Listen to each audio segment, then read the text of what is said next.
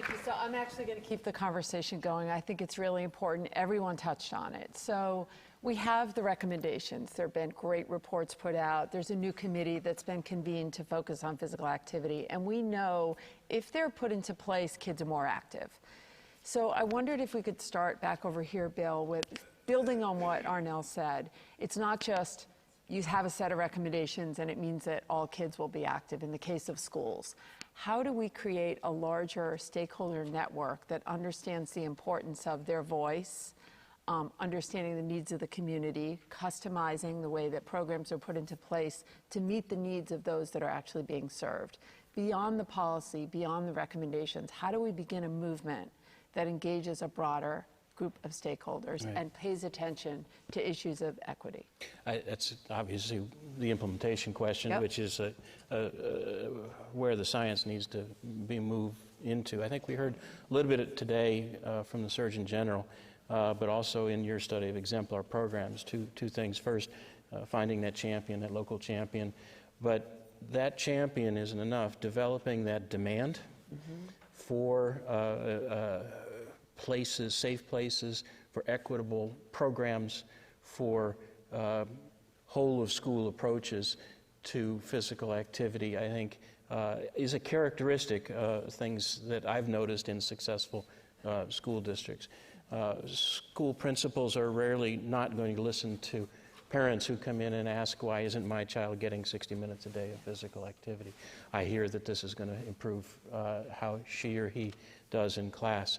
And while top-down is obviously important, the grassroots, bottom-up, creating demand has to be leveraged.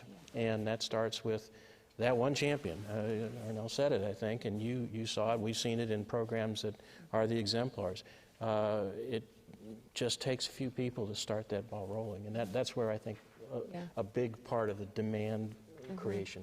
And interestingly, in our study, I should have mentioned that each school district didn't have one, but up to 12 champions in the district. So there really was a much larger group who, convened around maybe that original person and somehow really got it done. Jim, in communities, when you've dealt with infrastructure and walkability, can you talk a little bit about, have you seen people come together and that demand actually being created and voices being heard to make the changes that are right for that community? What does that take? Wow. I have to say, I think the support of communities in guiding what kind of changes and how they are done is really important. But I guess when I see the big changes that I've seen tend to come from leadership. And having, and particularly a lot of the changes about transportation and land use and even school decisions are made at the local level. So what I've seen is mayors pulling together leaders from within the government and ideally from outside the government to create a shared vision and to make things happen. And I think what I've seen is that leadership makes it happen most of the time, and community input probably makes it better, but I haven't seen it come too often myself, just from the ground up. And I went to a conference in San Diego a few days ago, and it was kind of eye-opening and sobering. And in San Diego, we have community planning groups. And so it's kind of the voice of the grassroots and making decisions and recommendations about what's happening in their communities. And it sounds great, but it doesn't seem to be working great. Because there were stories about, well, this group in this neighborhood has been working on a community plan, and so far it's been 9 years that they've been working on it. And so there's so many different voices and no way to kind of come to consensus, and that it's a problem. And I guess, the natural tendency is for whenever anything is proposed in the built environment, the people who are against it come out first and are the loudest and stay the longest and come back the most often. And so to me, what we need is educated and informed input. And I've seen some examples of that where scenarios are created and consequences are discussed. All right, if we do it this way, these will be the outcomes. If we do it that way, these will be the outcomes. So you can't do it this way and have these outcomes. Yeah. So that's a role for research in a sense. It's a role for really good community engagement. So I don't think, I think there must be ways of doing it better and ways of doing it worse. Yeah, I'd love you to comment, Arnell. I have spent a lot of time trying to really understand the dynamics and function of community coalitions and how they can best move an issue forward constructively, working with leadership. And I wonder, maybe you have an example of how top-down, bottom-up have worked together to really make sure it's evidence-based strategies with a voice that blends together. Yeah, I mean, I think some of the initiatives, I mentioned before, like the healthy eating, active communities, and the food and fitness, where, there was a broad sort of a vessel for here's what we want to have happen, and here are the resources. And I think one of the things that helped move it along was that the resources were tied to community engagement, that people didn't get the resources unless the community was at the table, and there was enough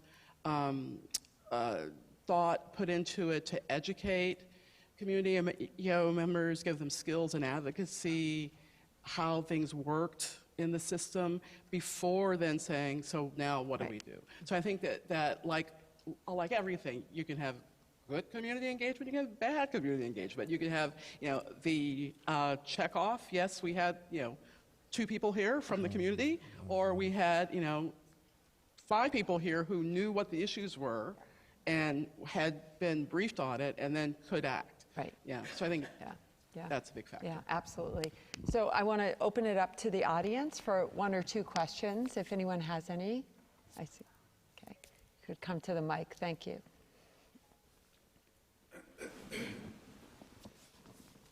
Hello, my name is Danae Herod, and I'm a nutritional science major from Howard University. My question is open to whoever can answer. I know I want to bring attention to the fact that, kids spend 6 hours or so in school a day, but a lot of their time is spent at home.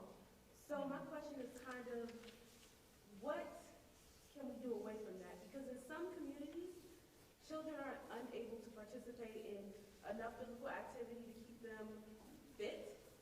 Also, they're unable to get the amount of nutrients they need per day. They might opt for cheaper, healthier snacks just because that's their situation. We, of course, had salmon and everything else today. But in lower income communities, how can we realistically change inside of their homes? What's the realistic solution for parents and children in their homes? You want to take? Sure. Take a stab. That's the first step. I don't think there's one solution, but some of the things that I've seen working are, we had a program, a dance program, where people worked with, it was an after-school based, there were dance competitions, and young people wanted to win these competitions, so they would practice dancing themselves outside of school, outside of the after-school out program. So it's, it's something around giving, incentivizing in a way, and it doesn't have to be monetary or whatever, but just some kind of incentivizing for activity. And there are a variety of ways of doing that.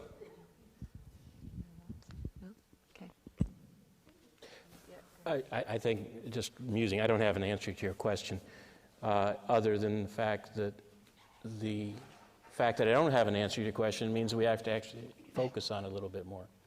Not just one type of home, but regardless of socioeconomic status, from an equity standpoint, understanding where those levers are, since many kids spend a lot of time there. Some of them are unsupervised for a long period of time. And it's easy to make the sedentary choice the easy choice in that particular scenario. So I think we need a lot more attention to that area. Do you have any comment on shared use and how opening up different facilities could be useful? Yes, it bothers me when you say, well, what can we do inside the home? Because I don't think we can do much there. My goal is to get the kids out.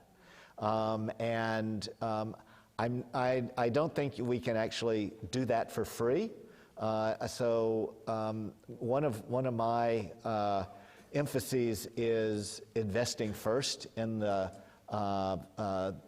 least affluent communities, because they don't have access to pay for the soccer leagues or to get transportation to the martial arts or dance studios. So, so things like shared use, so that that the kids can stay at school and activity providers come in.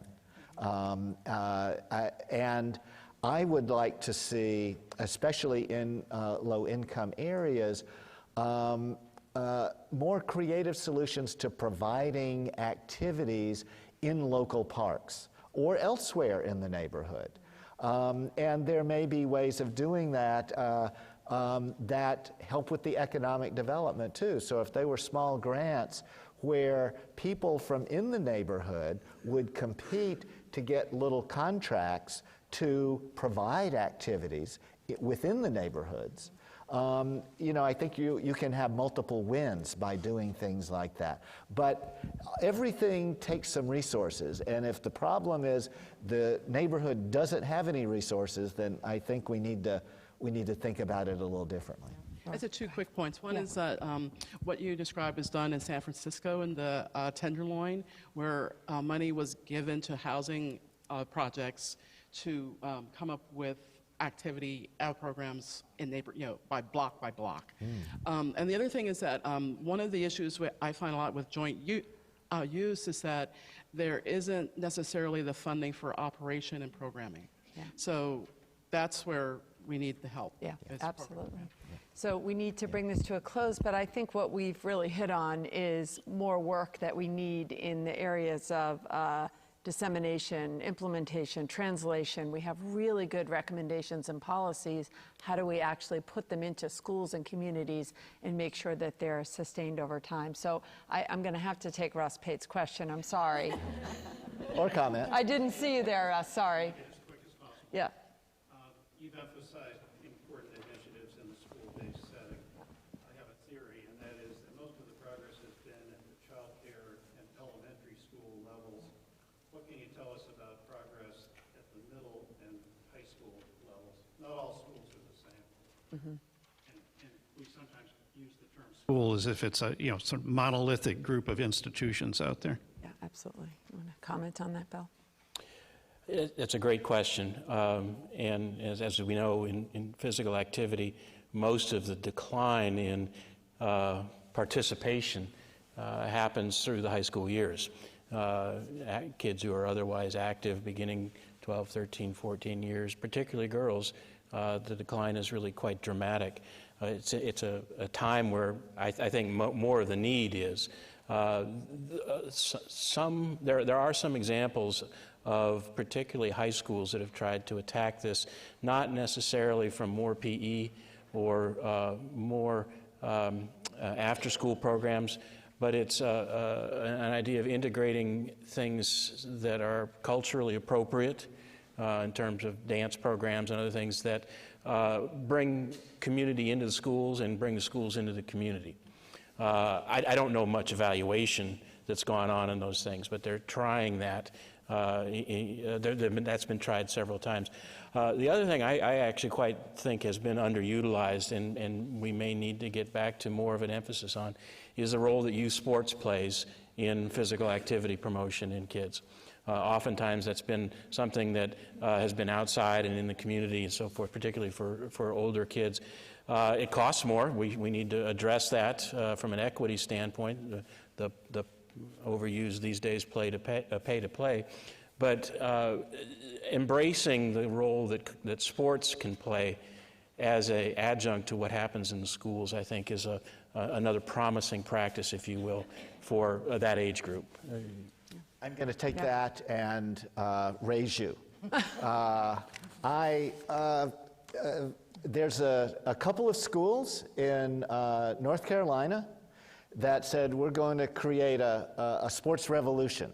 We are going to stop our interscholastic sports programs, and we're going to take that money that we've been putting into the elite, the few, the anti-public health strategy, and we're going to explode our intramural program.